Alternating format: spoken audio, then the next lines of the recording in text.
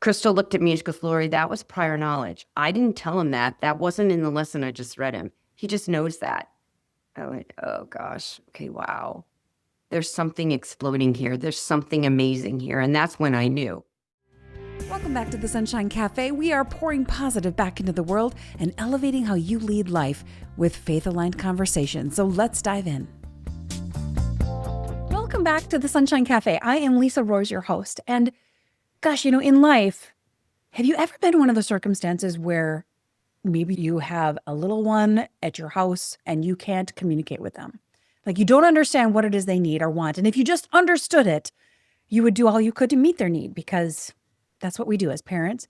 Or when you're traveling, it's just those frustrations, those moments where you just can't get on the same page because you can't communicate with somebody. Well, my guest today, who is filled with positivity and has just such a beautiful energy about her, you're going to love her. This is the second time I've had her on because Lori Rogers is just so amazing. Lori, I want to welcome you back to the show. I'm so excited to have this conversation because I think there's a lot of encouragements that are going to be found here. So welcome. Thank you, Lisa. I'm thrilled to be back. I want to dive into your beautiful story about your son, but let's start with your positivity and the things that you've done and how that kind of sets the stage for what we're going to talk about with Craig. Sure. So about 14 years ago, I was in a state of, numerous things happening at the same time. So if maybe one of them were happening, I could have had the resilience enough to deal with it. But in 2011, 2012, there were many things happening.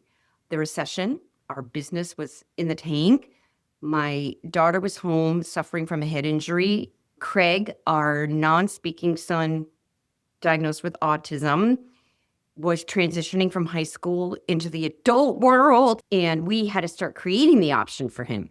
So it was just tumultuous and a lot, and I just, this inner dialogue, the negativity, the stress, the worry, the anxiety, the fear was terrible every day. So my daughter had asked me to take her to a wellness fair, which I was like, what is a wellness fair? But sure, let's go. Because she couldn't drive because of her head injury. So we went to the wellness fair, and we always laugh and say now, like, Mom, she'll say, my head had to get cracked open to be open to all of this new stuff. I'm like, okay, yeah, you're right. There's a reason for everything, darn it all. And she had already been into it, but I had no idea what this was about, how your thoughts and your words create your beliefs, which create your energy field, which creates your emotion and your vibration, and that's what you're allowing into your life. I'm like, what are they talking about? What is this?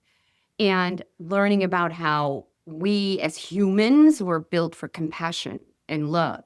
And that was really our purpose, was to love one another, to show compassion to one another. Boom, done. That's it. Mm-hmm. To live in freedom and love and joy. It's like, okay, I was never taught that. But maybe I was, and maybe you feel that, like, if you look and watch a toddler, a 2-year-old, a 3-year-old, that's how they live. They live love, compassion, joy. Maybe they're not compassionate to their siblings so much, but they just live in love and fun and joy every moment, every moment. But somewhere, somehow, your beliefs change. Yeah, we have all these expectations that don't get met, Right. or we get disappointed. And then the dreams, that magical, dreamy state that we have when we're younger kind of dissipates and the reality sets in. Yes. When you're a toddler, you don't think anything bad about yourself. You would never say, oh my God, I'm terrible at this. Do you think a child that's learning how to walk and fall? I don't walk and fall says, I'm horrible. I'm never going to learn how to walk. This is terrible. I'm the worst. No, a child would never say that. So once I learned about these practices that I do, and that I do every day, appreciation, conscious acts of kindness, compassion and love to one another, conscious recall, that all of these things are listed out on my website, and why you do them, like how they're changing your body and your mind, set me up to allow what I wanted to come in. What is blocking all of this greatness from coming to you? Mm-hmm. Negative self-talk, doubt, fear, worry, all that stuff blocks it because you're in this state of a lower vibration, these lower emotions. And that's not where we were meant to live, where we can create. So as the years went on and I got better and better at it, and then I realized that many of the things I was doing are scientifically based and researched by MIT and Harvard and Stanford and all these scientists. I'm like, oh my gosh, I need to teach this. So that's how the teaching started, the workshop started, the mentoring started. From that wellness conference that you and your daughter Yes, went to? Wow. yes, yeah. And so now, fast forward, Craig at the time was 31. So when I say non-speaking, what I mean is he has very unreliable speech. Like he'll say, chips, chips, I want chips. Or he'll speak things repetitively, Roland at 4 o'clock, Roland at 4 o'clock, like where he wants to go at 4 o'clock. But it's repetitive, not robust, not deep conversational speech like Yeah. we're having now. It's more factual data instead of emotional. Yes. So he does have words, he says things, but a lot of times it's not reliable and I would call it limited. Got it. And this is due to his autism, correct? Yes. Okay. So you've been dealing with that his whole 30-year plus life now. Yes. He was diagnosed when he was 2.5. Okay. Wow. Yeah. And then he was 31 when someone mentioned this book to us. So the book comes in the mail. I open the box. I look at the book, Underestimated by J.B. Handley. But by the way, it's a great book. But it said, the tagline was an autism miracle. And I went, no. I just was like, I'm putting it over here. I'm going to put it on the coffee table. This was Neil's friend that suggested this book. I will let him read this and get into the nitty gritty of what this is about. Now, part of that emotion was due to the fact that you guys had exhausted so many avenues on this, right? Yes. Thousands of dollars, hundreds of paths, many journeys, flights, doctors, travel. And you're like, here's one more book, one more thing. Yeah. Yes. And so it sat there on the coffee table. And about 9 months later, because another friend said, Lori, Dr. Heather's back in town. I said, I know Dr. Heather from years ago. And she's this amazing functional medicine doctor. I went to visit her. And she said to me, Lori, you've read Underestimated, right? I'm like, yeah, no, but I have it and I'll go home and read it tonight. And I did. I read it in one night. And the book talks about the journey between J.B. Handley and his son, Jamie.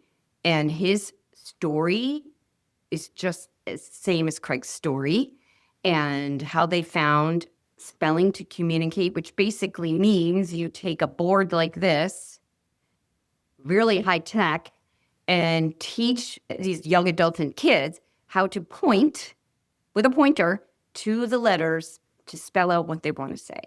Sure. And just So- for people who are listening only, she was holding up just kind of like a stencil board that just had Yes. letters on it, the alphabet. So they could Yes. literally just point to the letters that they could see. So, okay. Yes, yes.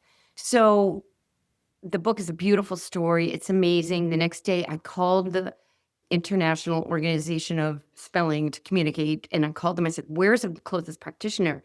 The closest practitioner to me at that time is an hour and a half away. I said, so I made an appointment with Crystal. We drove to Rhode Island. She sat him down and said, Craig, I know you're intelligent, and I know you're in there, and I know you know a lot. So I'm going to read you this lesson about Dr. Stephen Hawking, and I'm going to ask you some questions, and I want you to take this pointer and spell out the answers for me. And he did. And the first question I remember vividly was, what did Dr. Stephen Hawking study? And Craig spelled out black holes. And he had just learned that from the text, which was very cool. I'm like, of course, okay, all right. So I know he's smart. He just learned that and he spelled it out. Now, remember, most people, most individuals that are diagnosed with autism that are limited or non-speaking or unreliable speaking all have apraxia. And apraxia is when the messages are coming from your motor cortex, right? And they're going down into your muscles, or especially your mouth, and they're not getting there. For some reason, the messages are getting messed up. So these individuals that have apraxia of speech usually have apraxia of body too. So if you're teaching them to do bicep curls or to tie their shoes or to brush their teeth, anything with a motor plan is difficult for them because they have to say, okay, hand, take this pointer and point directly at the A, or for the instance, the black hole, the B, then the L, then this. So it's the child or the young adult has to be taught. They have to train their eyes to go to the letter, to go. We're never touching them. We're never doing anything. We're not guiding them at all. We're just holding up the board and they're doing it all. So when you have apraxia, that's really difficult. So it takes time and Yeah. practice and practice and practice. Yeah. And Just a quick pause on that. It's gotta be yeah, from Craig's perspective. It has yes, got to be so frustrating to be in his mind and have all of those ideas because his mind is working well, yes, but he can't get it out. And if I, for example, I am a communicator, if somebody put duct tape over my mouth and said I right, couldn't talk, it'd be so frustrating because right. there's something very, I don't know, energizing about being able to share a thought. And so, how Yeah. frustrating for him to be stuck in that space where he couldn't get his thoughts out. Well, it's interesting because once he hit high school, late middle school into high school, when you're in a self-contained classroom in the bowels of the high school with no windows, Mm. and you're putting together widgets or learning your colors again for the 10th time or whatever they were working on, he would have meltdowns at least once a week. But, oh, that's autism. Oh, that's Craig. Oh, that's his behavior. It never dawned on me or anyone else, actually, that he was cognitively aware of everything. And this was way below him.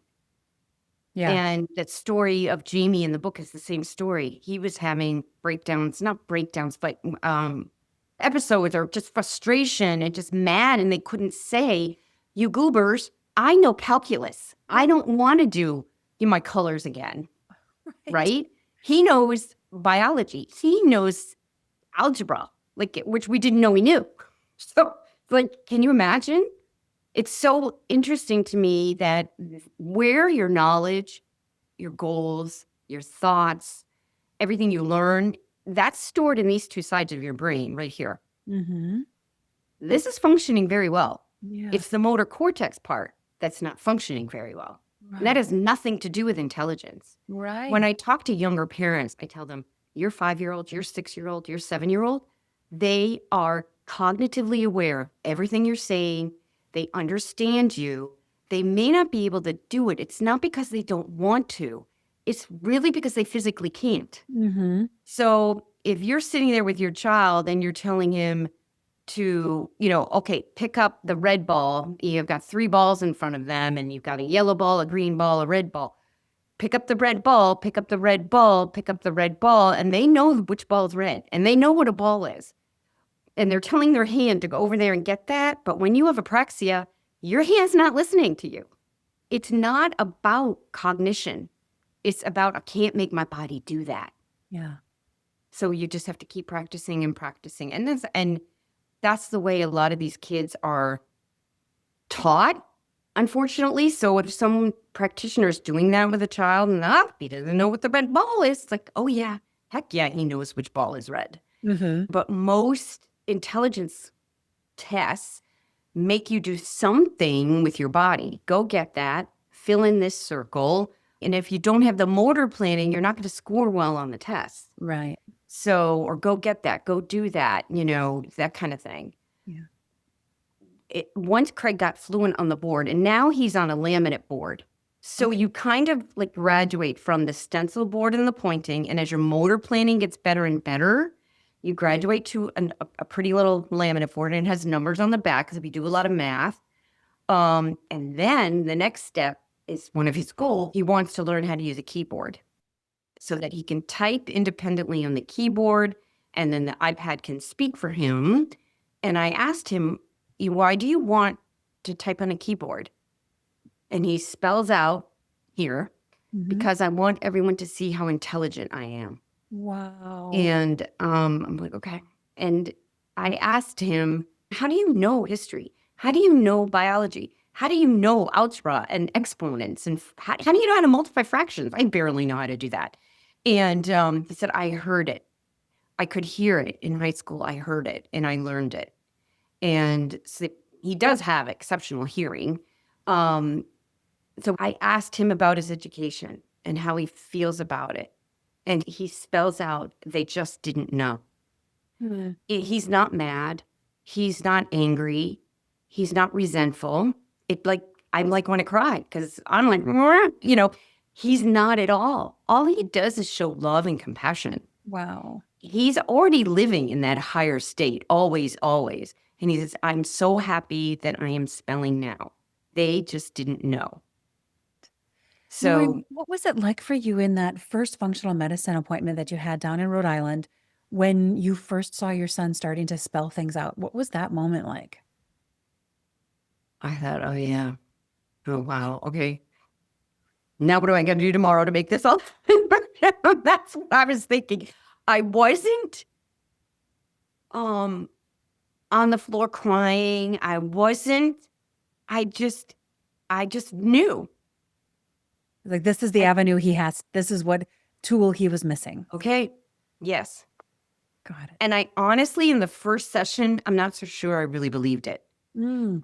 But one thing at the end of the session, she said, Craig, what's another word for sun? S-U-N. And she puts the board in front of him and he spells out S-O-L. And Crystal looked at me and she goes, Lori, that was prior knowledge. I didn't tell him that. That wasn't in the lesson I just read him. He just knows that. I went, oh gosh, okay, wow. There's something exploding here. There's something amazing here. And that's when I knew. Yeah. And so we would go once a week.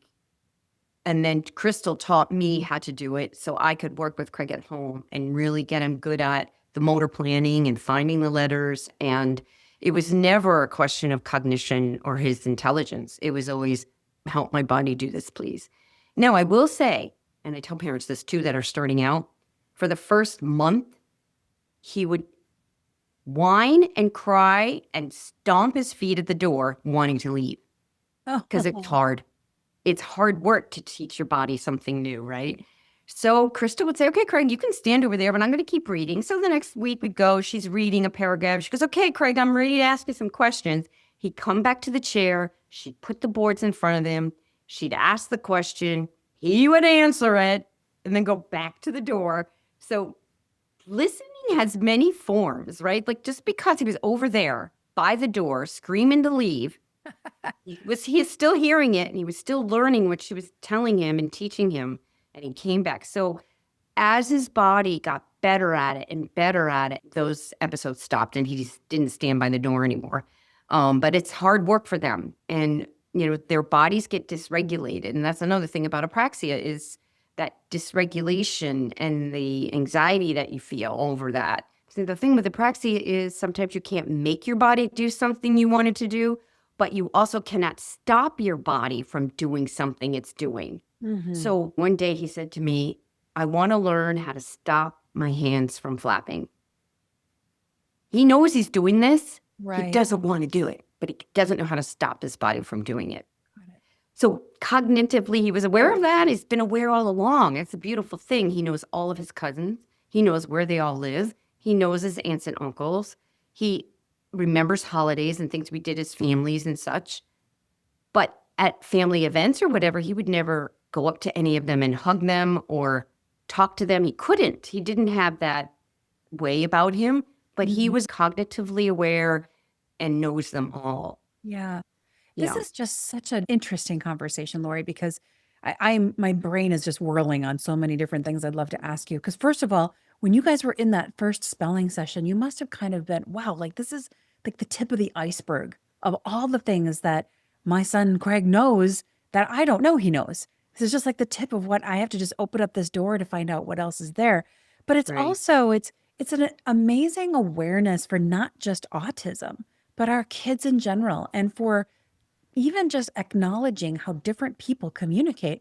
Not everybody can or does communicate physically the same way they do intellectually.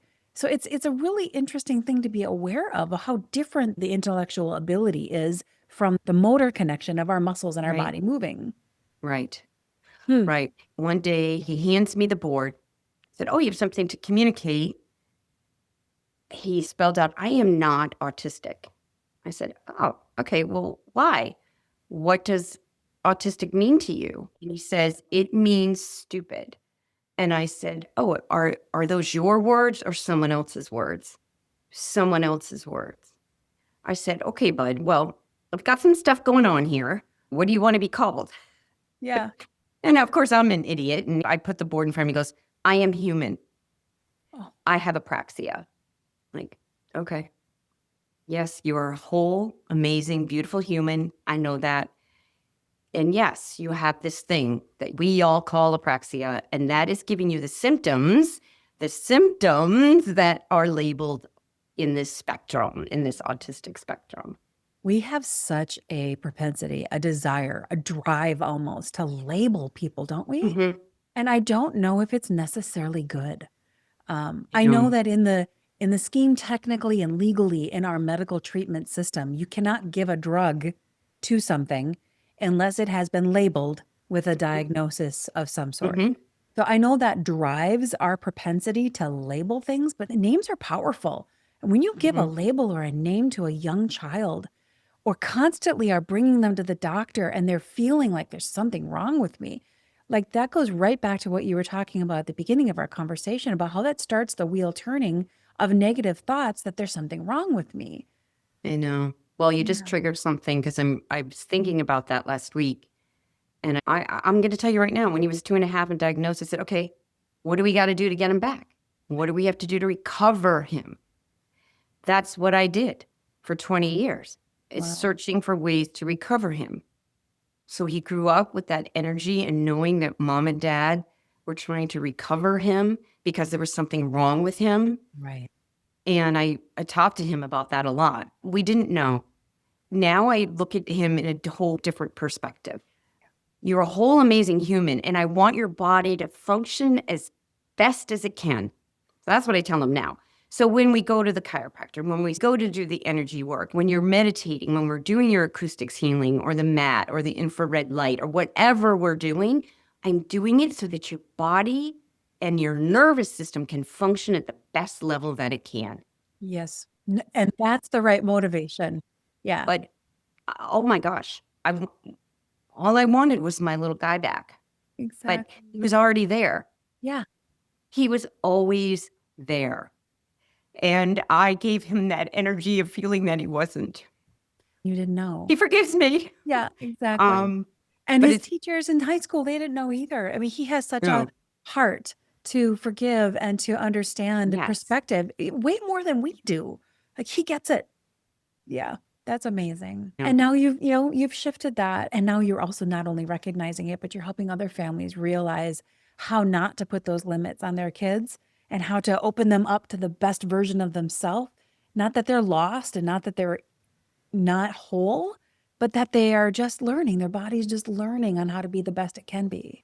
Yes. And I love to tell parents, read to your child age level materials. If your child's in first, second, third grade, read to them what the other third graders are learning and reading and doing. Because Mhm. cognitively, they do get it and they understand it. They may not be able to write an essay or write the answers to that, but they know. They do know.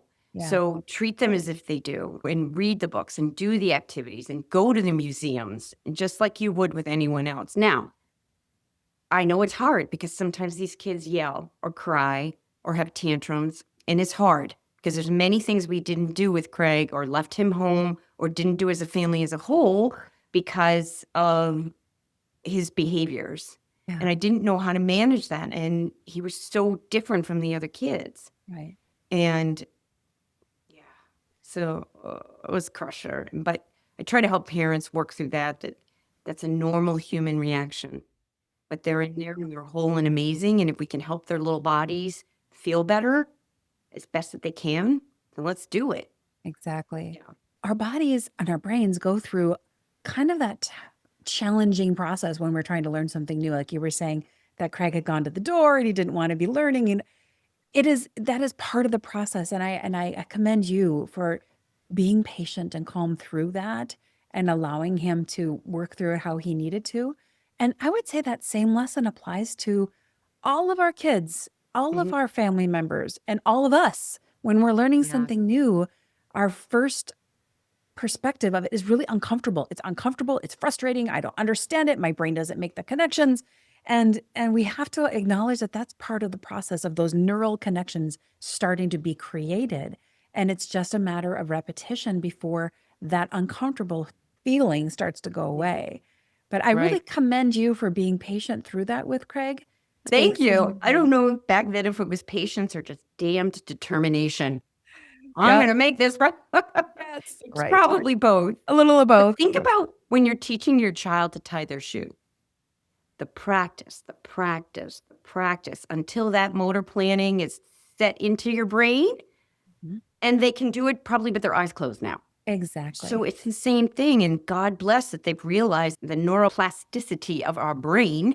We're learning new things all our All the lives. time. Yep. So Yes. And think, one of the examples I love to give is because it's hard for us to imagine because we don't remember the moment when we learned how to tie our shoe. But I'll mhm. tell you what, my son a few years ago was learning how to ride on a ripstick. And a ripstick is kind of like a skateboard kind of a thing or a scooter thing. Wow. Oh my goodness. So he asked if I wanted to try it. And let me just tell you, if you as an adult need to remind yourself how uncomfortable it is to learn motor skills that is brand new, try getting on a skateboard if you've not been a skateboarder or on a ripstick. It'll open up your eyes to how Wow. uncomfortable that is. It's scary Yes. and it's uncomfortable and it doesn't feel right and it's scary again. And did I mention scary? Yeah. So, yeah, What did you do it? of course not. I definitely was fearful for my life. I didn't have enough Oh my bubble God. wrap around my body to make it work. Wow. But it's Wow. just, we all experience those things. I think, the label thing, and I love that you said, read to your kids at the level they're at. And if your child is a little behind, read to them at the sixth grade level, on the eighth grade level, whatever level they're supposed to be at. Because there's a Yeah. phrase that someone had shared with me a while back, and it says, our kids will meet our expectations no matter how low we set them. Oh, Let me wow. say that again. Our kids will meet our expectations no matter how low we set them. So if you set Beautiful. expectations high for your kids and for each other, if we start expecting people to be kind and courteous and respectful and have decorum, and we set that bar really high, people Yeah. will rise to meet it. Yes. Yes. In my case, I'm going to reverse that and say, Craig set my bar Mm, high. And he knew I'd get there someday, but it took me some time. yeah. So Yeah. he's teaching me every day. So one day he was having a rough day, and I'm in the car, and I'm like, so the 10th time he asked me something within like 3 minute span, I just yelled in the car at him, like, oh, I just told you that. Rah, rah, rah, rah, rah. So we get home and get to dinner, and I said, Craig, I know you were having a rough time in the car. And how would you like mom to help you through those times? And he spells out, you can stay calm. I'm like, oh, Permission for mom you're to right. stay I could calm. stay calm. I'm really going to have to learn how to stay calm. I'm like, okay, mom will do her best to live in her peace and calm no matter what is going on in the world. And oh my gosh, I teach that every day. Yeah. You'd think I would remember that. But no, we all are human. We all have our moments. And like, thank you, Craig, for reminding me. Yeah. Yes, I could have just stayed in my peace and my calm. Yeah. These kids are so energetically connected to their parents. Mm, So if my energy is lower, their dad's energy is lower, his energy is going to feel that. mm, And it's all of our children, not just our special needs kids, but all of our kids are energetically connected to us like that. So yeah. it's a good reminder. He talks about love all the time. Mm. And I asked him, how do you know so much about love? And he said, I learned it from Jesus Christ. Like, so in those, imagine 30 years of, not socializing, not talking, not having friends, and being a lot in your own head, in your own space, how he became so spiritual and connected with his spirituality and praying. And he knows of Jesus. He just knows. And I was like, oh, wow, that's awesome, Craig. I love hearing that his spirituality grew kind of all on its own as he was kind of stuck in his own space. Did he have access to, like, he reads, does he have access to like a Bible or things like that? No, Oh, really? no. And he never even went to church. Wow. So it's almost like Jesus reached out to him. I have chills. That'd be amazing. I bet he did. Yeah, right. I bet he did. I mean, there's stories of that happening in islands where, there are no faith and people have that revelation and Jesus comes to them that way. I just think that is so amazing. What a miracle that Jesus met him where he was at in the moment when he couldn't meet anybody else. I Hold know. in his heart. And I keep this little printout. I'm home. I have it framed. And Craig one day asked his friend, Dylan,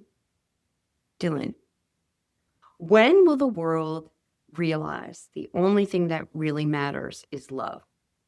So Craig is asking Dylan that. And Dylan's like, I'm not sure, what do you think is need to happen? And Craig said, I think we have to stop judging each other so much. Yeah. And he went on very deep, in-depth conversation, something I wouldn't even have come up with. Yeah. Some really deep connection to his spirituality, to love, and to compassion, which is the way we're meant to be anyway. And right, we're supposed to be that way. Exactly. We're supposed to be filled with love each day. We're supposed to show compassion to each other. We're supposed to forgive. That's the whole point of our lives. And somehow we get derailed. The human experience derails us, but his human experience was so different. He didn't get derailed. Yeah. Yeah. I love how open you are to being shaped by your son. I mean, you're Yes. learning, you're helping him learn, he's helping you learn. You have such an open mind to maybe think things differently and not be stuck in the way that you used to think. I mean, that's quite a character development arc that you and your whole family Well, have oh my gone gosh, through. Lisa, it's been 12 years. So I had to make these shifts and these changes. Yeah. And quit the negative talk. I think the biggest thing for me was, living in that fear and anxiety and worry, and then the negative self-talk, feeding it. Yeah. So most times I wasn't even aware I was doing that. Mhm. And then once I realized it, I think to myself, when was the last time I said anything nice to myself or nice about my work, my body, my face, or the work I just did for someone or the blog I just wrote? Oh my gosh, never. I don't even know. So it's taken time to reprogram your brain to stop doing that because your brain automatically goes to the negative things, right? We have a negative bias. So you've got to retrain your brain. Yes. So true. I tell people your brain is neutral. It's going to do whatever you tell it to do. So stop telling it crappy stuff because it's going to look for the crappy stuff. So true. Start telling it good things like, I'm going to have a great day today. Things are working out today. Whatever comes up today, I can handle it. Not every day is cherries and rainbows, right? We all know that. Whatever comes up today, I can handle it. So especially in the morning when your brain is very suggestible, it's open, it's waiting for you to tell. So don't go to the emails first. Don't go to the text messages first. Don't go to the news first, ever, which is what I used to do. Maybe not go to the news at all. Yeah, or at all. Just fill that neutral waiting brain. It's waiting for you to fill it. So just start in the morning and fill it with love and joy and positive things. And then your reticular activating system looks for those good things. Why would you want it to look for negative things? Why would you want to? So you're creating your life, whether you know it or not. So now that you know, create it the right way. Create it the way you want it to be. Exactly. Setting the intention for the day. Love that. That is such a wise word. And we're not always going to get it, do it well. And we're not always going to have patience. And we're not always going to react in a calm way.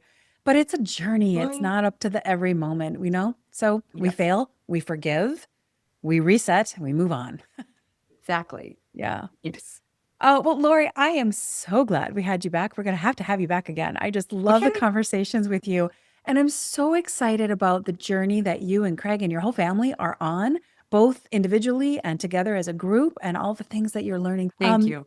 I do want to make sure that we'll put the title to that book that you mentioned in the show notes here so people can find that, because that sounds like a Yes. really great resource. And where can people find you if they want to reach out to connect? So they can find me on positiveactivity.net, and my Instagram and Facebook are all on the website. In addition to the book, Underestimated by J.B. Handley, I would suggest people look at a free documentary that is on YouTube, and it's called The Spellers Movie. Hmm. And it's based on the book, and it tracks 8 spellers, these beautiful young people who are non-speaking, limited speaking Yeah. individuals diagnosed with autism, and their journeys in finding spelling to communicate and how it's changed their lives. Mm. And it's a beautiful documentary. It's only an hour and 20 minutes long, but it will really put it into perspective for your listeners or your viewers. And if parents want to learn more about this, there's many places you can go, but you can go to spellers.com. Also, the first place I went was the International Organization for Spelling to Communicate, and tons of video explaining everything, explaining apraxia, explaining what this is and how every human has the right to communication and the right to choose their own method of communication. Well, and with the additional percentage of autism that's popping up left and right, this is the kind of thing that people need to be aware of, and to know that what kinds of tools and resources are available if their child is having a hard time communicating. And I said earlier, there's lessons to be learned here, even outside of the circle of autism, just about how different people communicate. So, Yes. yeah. Oh, Lori, thank you so much for being here. Thank you, Lisa. Yeah, before we wrap, do you have anything else that you want to say? Anything, final thoughts that are on your mind? I would say, from a parent's perspective, remember you're doing the best you can. Give yourselves a pat on the back right here, right now, and just stay as positive and calm as you can, because that child is feeling your energy too. Mm. I have chills right now saying that, but it's true. And you're doing the best you can. So, interesting story. J.B. Handley, the author of the book, did not want to put that tagline on the book because he knows what these parents have gone through, right? But the publisher wanted the tagline. Isn't that interesting? It is interesting. So he did. The tagline was an aversion to me, because I was like, oh, another miracle, please. I researched tons of those, right? So, but now I do see it as a communication miracle. Right. It is. It's changing our lives. Perfect. Yes. That's exactly the miracle you needed then. Yes. Well, Lori, thank you again for sharing a little bit more of your life and your Thank you. beautiful son's life and everything. He is fully human and amazing, and I can't wait to hear about the things that he's doing. All right. Stay tuned. Yes, absolutely. I'll come back on just to give you progress. Perfect. Sounds good. Have a great day. Thank you for coming. You too, Lisa. Thank you. Lori always has such a positive and contagious energy. I just loved having her back on the program. I have 7 great and positive takeaways for you today. Number 1, communication and intelligence are not the same thing. Someone may fully understand far more than they're able to actually express, far more than you might even think that they know, but they may not have the physical capacity to show it or say it. Number 2, our expectations shape other people's opportunities. People will often meet our expectations, no matter how low we set them. So while we maybe shouldn't expect perfection, we can expect more from our friends and people and coworkers and people around us. We can give people the benefit of the doubt and expect them to be good and kind and show compassion and respect, and expect them to be honest and giving. This is the kind of culture we all long to live in. Number 3, labels should never define a person's worth. A diagnosis might explain what someone is challenged with, but it does not define the human being. And we really need to pay attention and be mindful of the labels we put on our kids and our friends and each other, for that matter. Either spoken labels, written ones, or just those labels that are assumed by the actions we take. We have to remember that our kids are smarter than we might realize. They can connect the dots, or at least pick up on the thought that maybe something's wrong with them. We all need to remember not to limit the options of others by closing off their own belief in themselves or by telling them that they can't heal or improve or get better. Let's expect the best of and from each other. Number 4, our thoughts become the lens through which we experience life. Positive self-talk isn't just wishful thinking. It's actually training your brain to notice and to start seeing possibilities instead of always focusing in on the obstacles, and to start chasing the opportunities instead of wallowing in defeat. We can do great things and we can do hard things. We can overcome the tough things and get into the great things. Number 5, learning is almost always uncomfortable before it becomes natural. Whether you're just learning to tie your shoes, learning to ride a ripstick, or learning a new way to communicate, growth requires patience and lots of repetition. Those new neural pathways can be built in our brains, but the process of building those often feels uncomfortable and frustrating, and like we don't know what we're doing because we don't. We're just learning. So we will be better if we just embrace the process and just know that the frustration will be there when you're starting to learn something new, but you will get better and you will get more comfortable with it one step at a time. Number 6, calm is one of the greatest gifts that we can offer the people we love. We can't always choose the things that are coming at us, but we can always choose how we respond to them. And our emotional state affects those around us more than we really realize. Good moods are contagious, as is depression. This is one of the reasons that I encourage you each week to go out and share some of that sunshine with those around you and pour some positive into people in your world. It may sound a little cheesy, but it does make a difference. And if being a little cheesy can positively change the course of someone's life, then I'm all in. And finally, number 7, love is the highest form of communication. Craig's story reminds us that compassion, forgiveness, and seeing the humanity in others might actually be one of life's greatest lessons. Thank you, Craig, for teaching us all so many good lessons and reminding us all about what matters most. Friends, thank you so much for stopping by the Sunshine Cafe today. If this episode resonated with you, would you please consider sharing it with someone you know who might appreciate learning more about autism or communicating by spelling or the variety of other things we talked about today. Until next week, my friends, stay positive and keep pouring that sunshine into those around you.